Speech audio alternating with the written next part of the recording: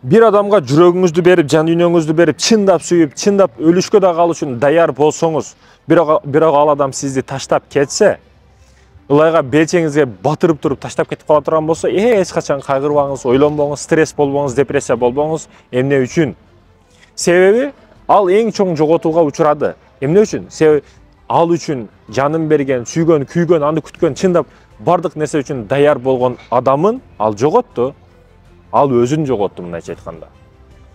Сизди бирөө сүйбөсө, сизди бирөө күтпөсө, чындап жан дүйнөсү менен жакшы көрбөсө, ошол сыяктуу адамдан кутулдуңуз. Сиз керектүү нерседен, керексиз нерседен кутулдуңуз, ал керектүү нерсесин жоготту. Ошондуктан эч качан кайгырбаңыз. Анан ар бир нерсенин жообу бар. Сизди таштап кетишсе, аны дагы таштап кетишет. Кудду муну арчага окшош мына. Таштап кетишти.